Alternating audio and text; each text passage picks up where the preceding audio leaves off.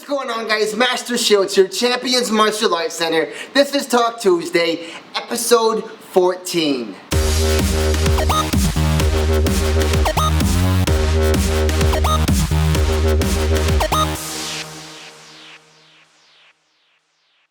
On today's show, we're talking about three things: getting your kids to be thankful, summertime activities, and the Golden State Warriors, part 2.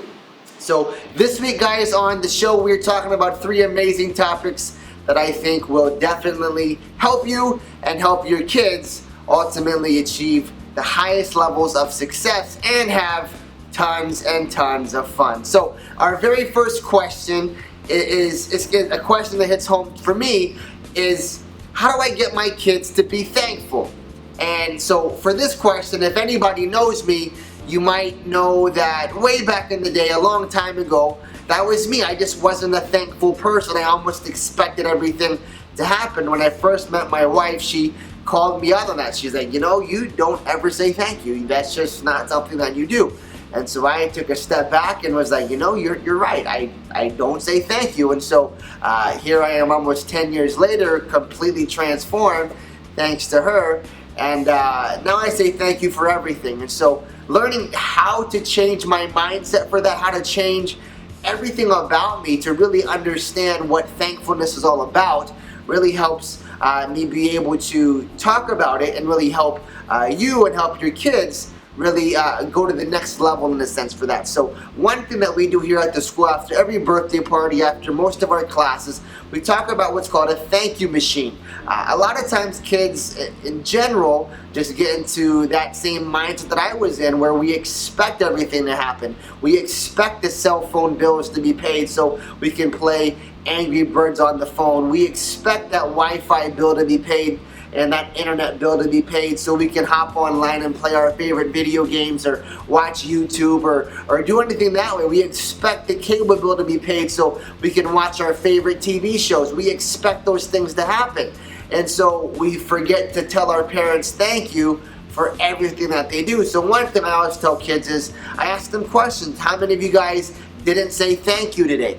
Most of the kids raised their hand by saying thank you for something, but then I ask them, did you thank your parents for the car right here? Did you thank your parents for breakfast this morning? Did you thank your parents for the clothes you're wearing? Did you thank your parents for the cool backpack that you have? Most kids forget to say thank you for all of those items and those things, and so they start to realize that they're not saying thank you. And so we've created a really cool exercise for parents and kids to really become thankful. So a couple ideas we're going to run by you guys today. First one is, have your kids write down a list of things they say thank you for. So now they're going to start seeing what they're actually thankful for rather than just saying stuff periodically throughout the day. And so make this where there's a reward system based on how many thank yous. If you get 50 thank yous in a day, you get this. If you get 100 thank yous, you get that.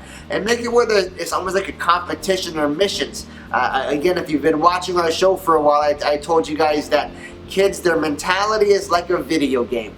Everything that they do revolves around video games and games in general. So if you play a video game, video games are broken down by missions and levels, and so you have to beat certain missions and levels to get to the next one. And so if you make being thankful a competition, make it a fun game where they have to do certain things in order to get to the next level, now they're going to really start taking notice of what's happening. And so again, maybe 50 thank yous in a day is an ice cream or a trip to Menchie's. Maybe 100 thank yous in a day is a dinner at a restaurant of their choice. And you gradually work your way up to a big, huge grand prize. And so kids are going to start seeing things that they should be saying thank you for. So now you're creating the habit of thankfulness. And then ultimately, they're going to be saying thank you for everything. They're just going to be in this, having an attitude of gratitude, so to speak. And so that's mission one, so to speak. And another one, again with kids that don't want to participate in that, now you're going to make them earn things. You're going to make them work for things. And so I'm not saying chores. I'm not saying stuff like that. This is what I want you to try and give this a shot. I'm pretty sure you'll get kids saying thank you almost immediately if you do this. So take away their cell phone chargers, take away their tablet chargers. So when that battery starts getting lower, now they're gonna panic. Change the Wi-Fi password so when they want to hop online to watch YouTube or play a video game online, they can't because they don't have access to that. Because they're not saying thank you for these things, they're just expecting them. And then start making them work for them, almost like how you go to a job and you make money to pay for those particular services. Have them do the same thing. So now that they're earning what they're getting, and so they're working for these rewards rather than expecting them. One thing that I learned a long time ago, we used to give things away for free. We'd give away a free month of training, free 2 weeks, free whatever. And then we started to notice that people get a sense of entitlement and a sense of expectation where they expect things to be a certain way. And the gratitude and the thankfulness really isn't there. But the minute we started charging for those exact same services, people's mindsets changed. Whether it's $1, whether it's 99 cents, whether it's $69.95, whatever it is, people's mindset completely changed and their attitude is different because now they've earned something, they paid for something that they're getting rather than just getting it for free. And so try that with your kids. So the minute their tablets start going down, they're gonna panic because that charger's not there that you gave them. And so now what are they doing in order to get that back and to earn that particular thing, particular whatever? When they wanna hop online, if they wanna go on the internet, they need the Wi-Fi password. If they don't have it, they have to work for it. And so now they're earning it and they're ultimately going to be more thankful because that they have that access, but they earned it, they worked for that. That's theirs, that's what they got. And so try that, give that a shot and see what happens. Try those two things, do the thank you books, and then make it where there's a thing where they have to earn the things that they are not saying thank you for. If they're not saying thank you for car rides, don't give them a car ride, make them start walking. Obviously drive next to them. Don't say, hey, if you're gonna walk from here to the mall, go for it, and you guys live 15 miles away, don't do that, but drive next to them, make them earn those particular things. And the minute they start earning those things, now they're going to be more thankful that those things are there rather than just expecting them. So give that a shot and send me a message. Let me know how that works for you. I want to see what your experiences are with that. Question number 2 is a really cool question because guess what? School's out in a few weeks and summertime is already here. We're right there for the summer and you're probably asking yourself the exact same question that one of our amazing parents asked us. So what are some fun activities my kids can do this summer? A lot of times we get in this phase where we're in a pattern and then summer comes and we're like, what do we do? Well, you're already in a pattern throughout the school year, create a pattern for summer. And so I want you guys to think about what are some fun educational activities and challenges that you can have your kids do. A lot of times we want to take our kids places or go on vacations or put them in everything under the sun, but yet there's a lot of options that are right in front of you that you can participate in.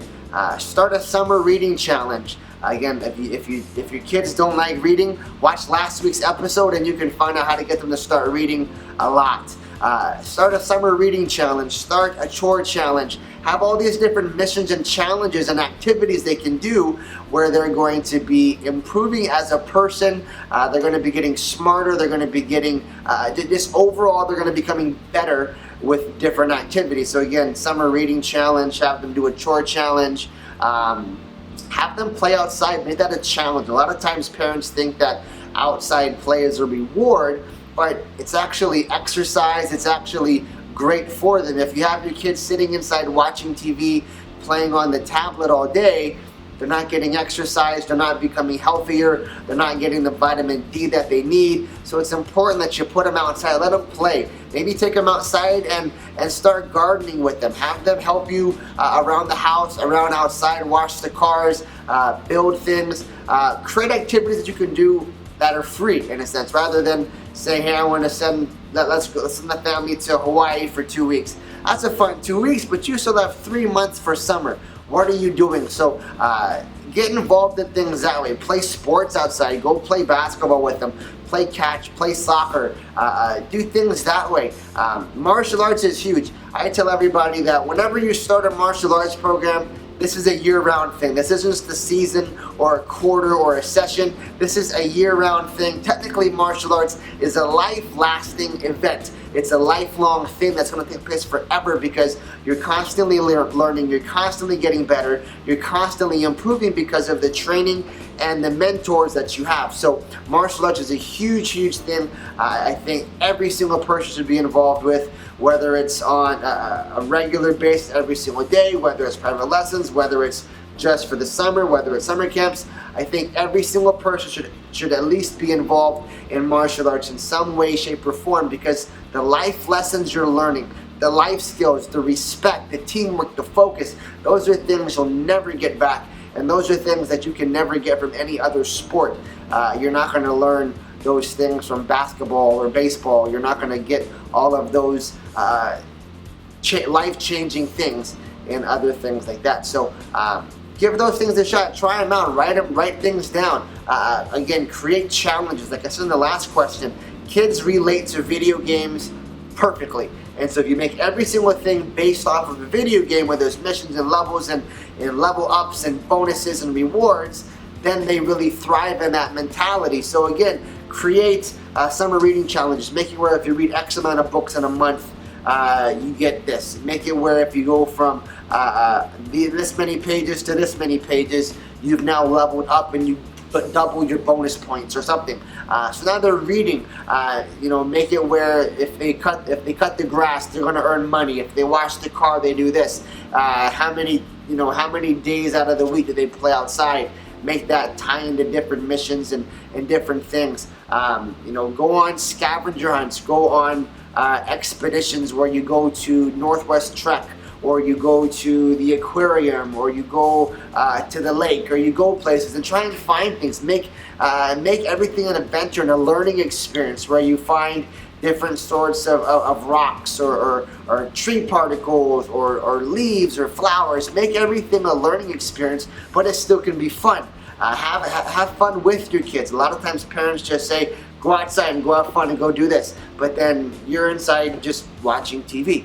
You want to make sure that you're involved in your kids' lives. I realized this when my daughter was born, that you only get 18 summers with your kids. That's not a lot.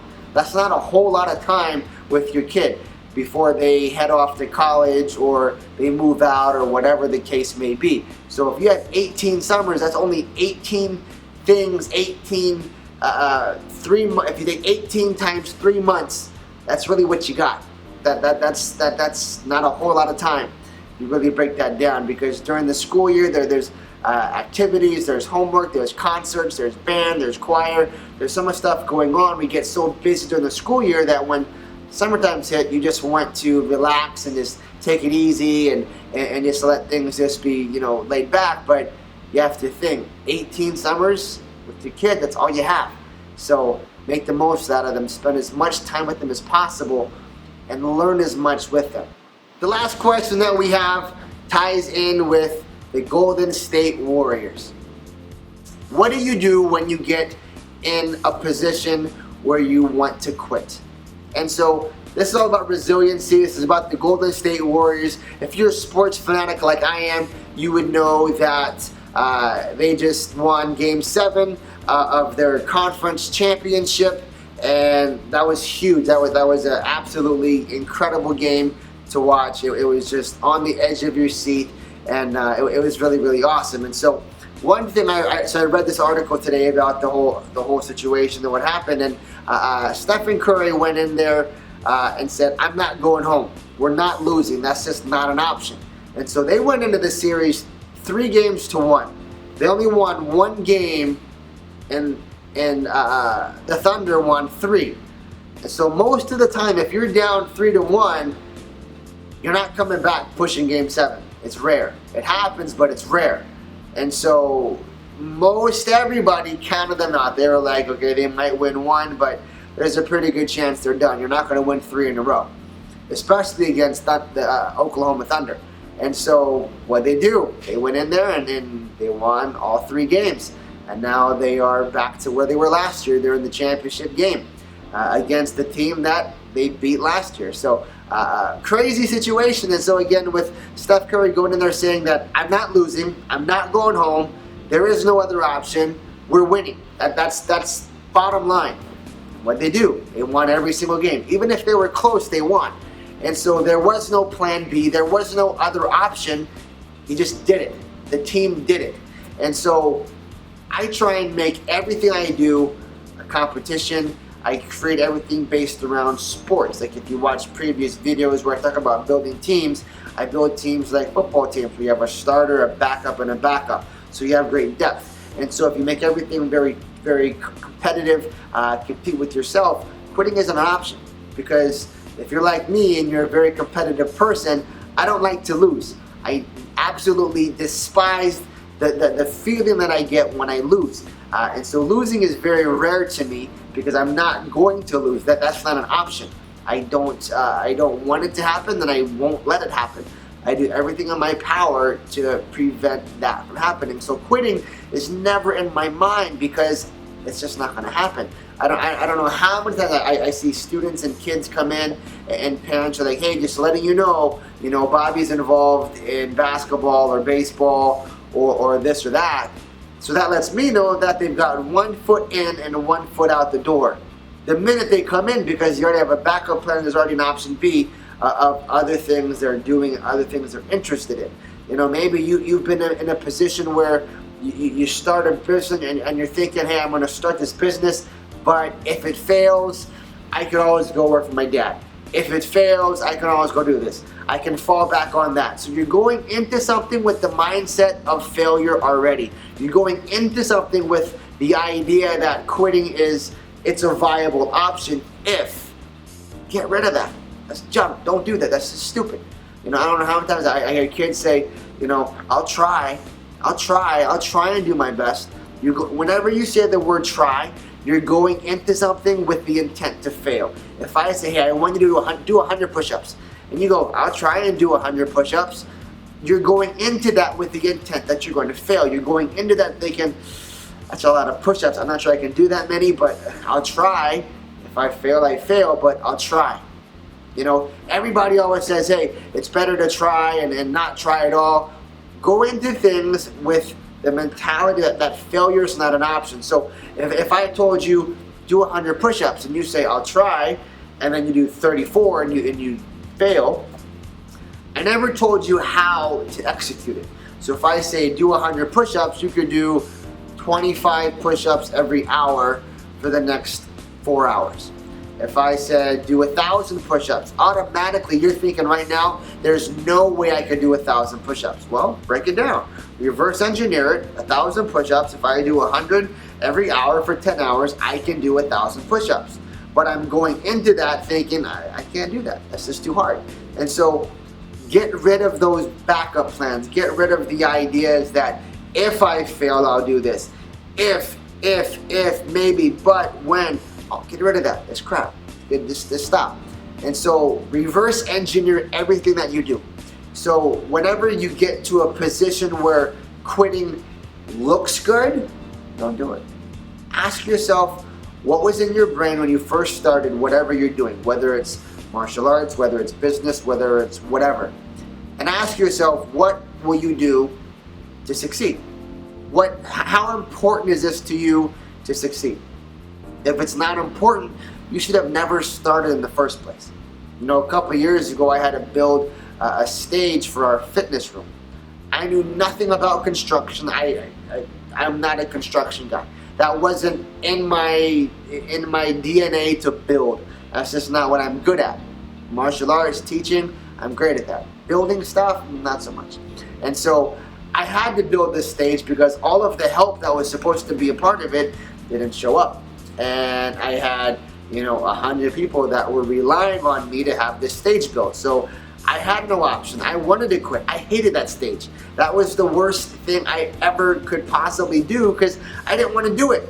But I knew that there was no option of quitting because if I quit, those people that were depending on me, they wouldn't get what they needed. And so I made sure that I found a way, I got it done. And I did it, and I was successful at it because quitting is not an option. There is no option B, there is no plan B, there is no backup plan, because you have to succeed. And so what do when quitting looks good? Think like Steph Curry. Tell yourself you're not going home.